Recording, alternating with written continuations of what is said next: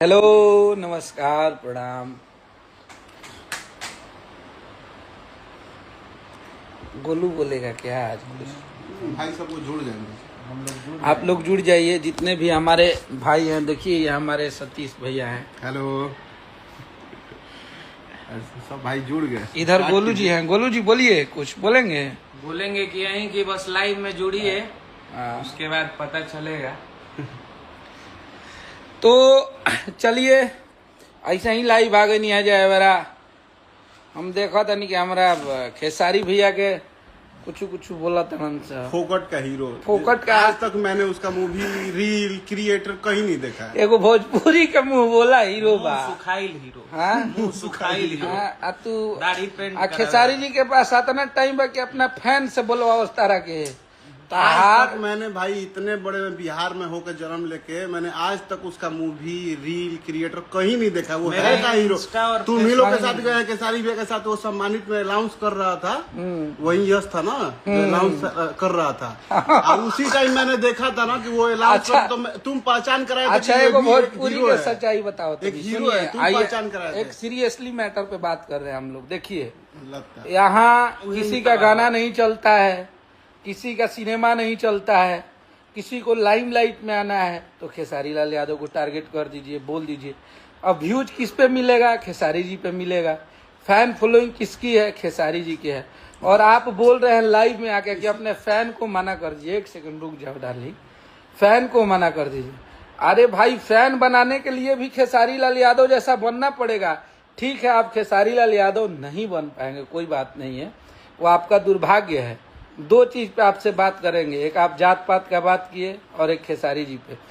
तो उस इंसान का कम से कम कोशिश कीजिए कि 5% भी आप बन जाइए, ताकि आपके 5 फैन भी हो जाए। 1% अगर खेसारी जी के 5000 फैन आपको ट्रोल कर रहे हैं, आप खेसारी जी को गलत बोलेंगे तो उनके फैन जरूर बोलेंगे आपको। ये हम लोग किसी को बताते नहीं है, ना किसी फैन को ये बोलने गए हैं कि आप इनको बोलिए उनको बोलिए। अब इतना दिन ले आदमी चुप बाने, ठीक बा, काम धंधा होता, सब कोई अपना अपना गाना बजाना में लागल बा। तू एगो बीच में बिना मतलब के आके टुभुक गइला, तू बिना मतलब के आके बीच में कहा तरह की हई से वही से खेसारी जी। और जात पात का बात बोल रहे हैं कि ब्राह्मण जाति सारे, तब तू ही पंडित जी हवा, तारे पर सिंह जामल बा पंडित जी के। हमनी के हम ब्राह्मण ना ही। और पूरे भोजपुरी इंडस्ट्री में अगर ब्राह्मणों का, अगर कोई पूरी इंडस्ट्री में मैं बोल रहा हूँ, अगर सबसे ज्यादा सम्मान किया है तो हमारे ट्रेंडिंग स्टार हैं, खेसारी जी हैं। और खेसारी जी के साथ जितने भी ब्राह्मण जाति के लोग हैं, हम लोग आज तक कभी असहज महसूस नहीं किए हैं। वो इंसान को आप लोग बार बार बोलते हैं। तारा ले बोला तरह की बोल रहे थे कि भोजपुरी में सबसे सुंदर हीरो बढ़ा। वो प्रेम में है, वो प्रेम में बोल दिया आपको। अगर मान लीजिए प्रेम में हमको बोल दिए कि बाबा ये मेरे पूजनीय हैं, बाबा को पैर छू रहे हैं, तो इसका मतलब कहा कि वो अपना घर में हमारा आरती देखा बस। पूजनीय का मतलब ये होला, मान जा, फोकट के मत बतियावा। और फैन अगर बोल रहे हैं आपको तो आप क्यों बोल रहे हैं? आप उनको डिफेंड कीजिए, क्रिटिसाइज कीजिए।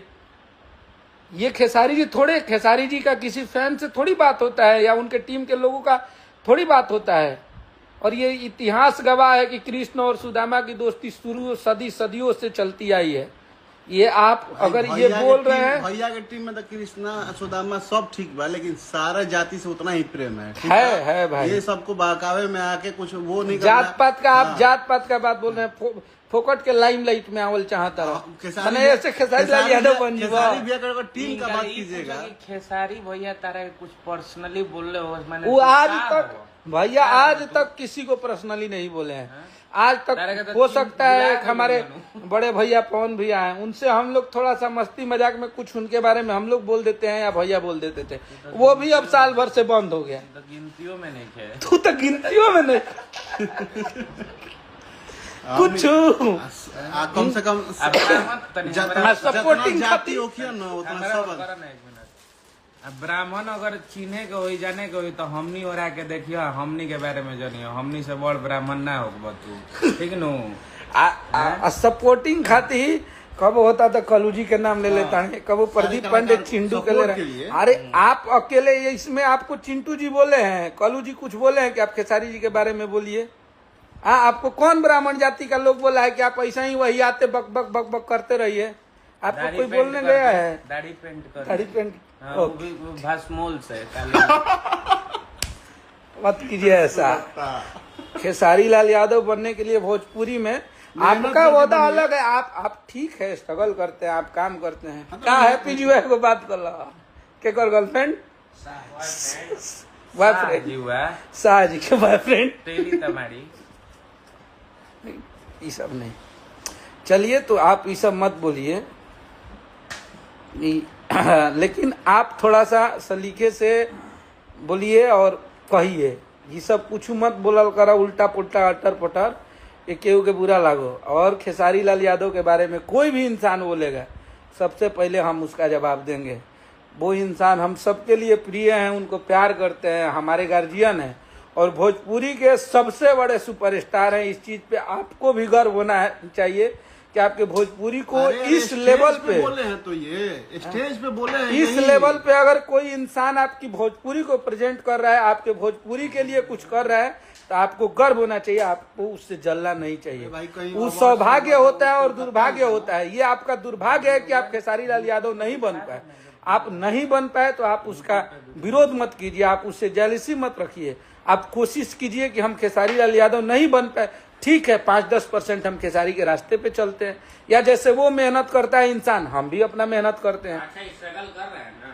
हाँ, स्ट्रगल तो इस टाइप का मत बोलिए। और कोई भी इंसान हो अगर खेसारी जी के बारे में बोलेगा तो पहले ही जाले जाही के परी, इसलिए कि मैं उस इंसान को प्यार हम लोग करता हूँ। भाई जात आप पात पर्सनली ये बोल रहे हैं ना कि अगर जिसको भी पंचायत करना है तो पर्सनली मिल के करे। बिल्कुल, सब लाइव वाला ये पंचायत सब लाइव वाला छोड़ बहुत दिए हैं। छोड़ चुके हैं हम लोग ये को सब कोई ये नहीं कि मतलब तुम नहीं। बोलो हम बोल रहे हैं जेकरा ना, दिक्कत जिसको बा मिलना हमरा है तो ब्यास पर्सनली ले मिलो। फोन कर लीजिए, सामने आइए, आप पर्सनली सामने मिलो। आके बैठ लीजिए, बात कर लीजिए। लाइमलाइट के लिए मत कीजिए कि कि हमारा कुछ फ्री में मार्केट लाइव आ में गया, चलत फ्री में नहीं यूट्यूब प्लेटफॉर्म आ गया, जिसको जो मिलना वो बोल दे रहा है। रात भर खाली रहने जा हाँ, रहा। सुबह 6 बजे सुती लजा, सुबह 6 बजे 11 बजे से लेके सुबह 6 बजे तक कभी भी आप ढूंढिएगा, हम लोग आपके लिए अवेलेबल रहेंगे, खड़े रहे, सदैव तत्पर है।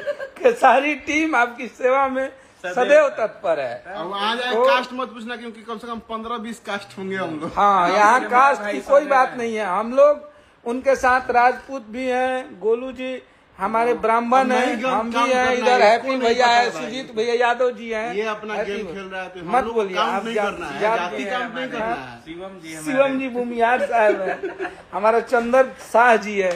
तो प्लीज आप लोग गोमती नगर एक्सटेंशन पे मिलिए, जहाँ मन मिलिए। फ्री के एगो खेसारी जी मिल गई मन तू लोग के मतलब किसी का कुछ नहीं चलता है तो हम देखते हैं। ये देखिए ये लोग चाहते हैं ना, शिवम कि दुबे ये लोग छक्का मार चाहते रहा है। हैं ना कि हम उनके बारे में बोले और वो लाइव आके हमको बोल दे कि मैंने मेरा तू इतना डिजर्व हाइप हो करता जाए। है। उतना मैंने तू जानता कोई नहीं, इतना पहली डिजर्व बार करता वो है कि अवार्ड मैंने शो में देखा था, अनाउंस कर रहे थे तो अनाउंस करके केसारी भैया के बारे में 10 मिनट कम से जीवन कम में बोले। ना उनसे कोई ले माने 10 मिनट बोले थे तब हम जीवन पहचाने में उनसे और कोई आपसे बने। पूछे कि ये कौन थे, तो बोले कि ये भी एक हीरो है। भैया के ठीक है दर्शन भाई। खातिर तपस्या करे के पड़ी, हाँ, तब न तो मिली आप खेसारी लाल यादव। आप ऐसे मत बोलिए। देखिए, हम लोग उस इंसान को मोहब्बत करते हैं, प्यार करते हैं, वहाँ और टकराएगा आप तो अब खत्म हो जियो बाबू। चुप रहने का मतलब ये नहीं होता है कि हम लोग चुप हैं, अगर किसी को जवाब नहीं दे रहे हैं तो मुंह में उंगली कसत रहा, मुंह में उंगली ठेलत रहा। खेलिए, कभी किसी को खिलाइए, खिलाइए, खेलिए।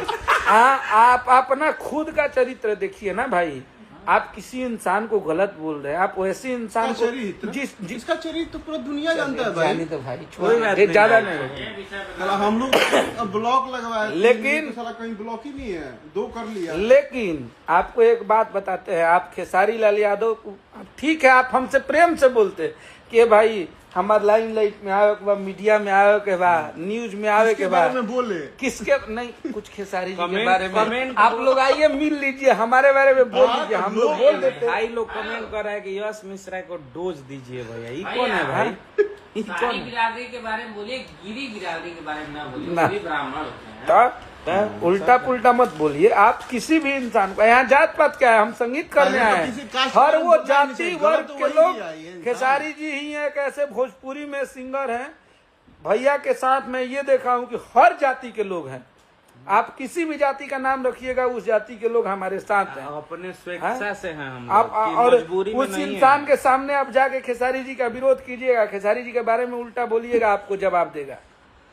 अब समझ गए? मिलना भी होगा तो साक्षात मिलेंगे हम लोग। ऐसे ना यार, हैं? मिले तो ऐसे बोलिए ना, मिलने आने वाली जब भी आपको इच्छा करे, जहाँ भी इच्छा करे, जैसे इच्छा करे वैसे हम लोग मिलने के लिए तैयार हैं, क्योंकि हम लोग भी ब्राह्मण हैं। बगल में हमारा भाई दिखा दीजिए सतीश, सब समाज के साथ हैं। सब समाज, सर्व समाज, सब व्यवस्था के साथ है हम लोग। तो आप उल्टा पुल्टा मत बोलिए किसी भी इंसान को। लेकिन लाइमलाइट तो इसको मिल गया भाई। अरे तो भाई हम लेकिन उसका नाम नहीं रखे, तुम लोग रख रहे तो हैं। ठीक तो है, बैकग्राउंड ये है ना। बैकग्राउंड म्यूजिक वो तो यही चाह रहा है, इसी के लिए खोद रहा था। ठीक है, तो मिल गया, अब स्टार बन जाए, क्या दिक्कत? अगर कल फिर भाई अगले हमारे बार लाइव आ गया करा के बोला लाइव था का वो। रिप्लाई अगला होगा। हम लोग अब कहेंगे। अगला बार लाइव मत आइए, लाइव आई बात हमरा बुझाता कि भैया के टीम में हर वो इंसान काम करे वाला लोग के कम से कम सबके 5 लाख 4 लाख फॉलोअर्स हैं और सब लोग उनको प्यार करते हैं। तो आप अपने कायदे से काम कीजिए, आप हीरो हैं, आप मूवी करिए, आप खूब तरक्की करिए, लेकिन आप हमारे सुपरस्टार के बारे में, आप हमारे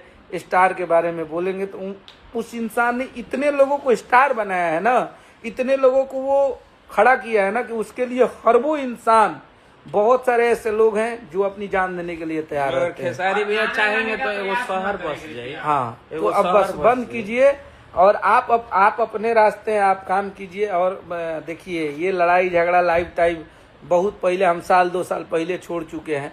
बहुत लोगों को जवाब दे के दूसरे छोड़े रास्ते हैं। पे हम लोग उसको हम लोग अभी अपनाइए। वर्क करना है, मजबूर आप मत भी करो वर्क सब। कीजिए। हम लोग अपना काम कर रहे हैं, गाना बजाना आप वर्क कर रहे हैं, हम लोग वर्क छोड़ के भी किसी रास्ते पे हैं। वो लोग उस रास्ते पे अगर मिले, अगर इसको मिलना है तो अगर मिल जाए तो फिर अच्छा है, इसके लिए जीवन अच्छा रहेगा।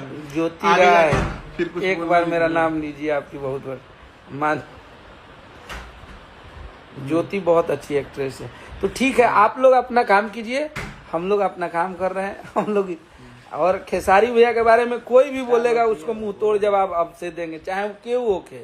लन फन बोलल बंद कर लो, ये वजह से कि हमनी के बहुत दिन से चुप, और हम पर्सनली बहुत चुप रहनी, हमरा ना पसंद रहा कि अब लाइव हो आके केहू के जवाब दिया जाए। लेकिन आप प्लीज, हम आपसे रिक्वेस्ट कर रहे हैं, जो भी है, आपका अगर ओहदा बड़ा है छोटा है वो आपकी किस्मत है, आपका देन है, लेकिन आप हमारे सुपरस्टार के बारे में कोई भी हो, हम आपसे करबद्ध निवेदन कर रहे हैं, हाथ जोड़ रहे हैं कि आप हमारे सुपरस्टार के बारे में आप कोई भी मत बोलिए।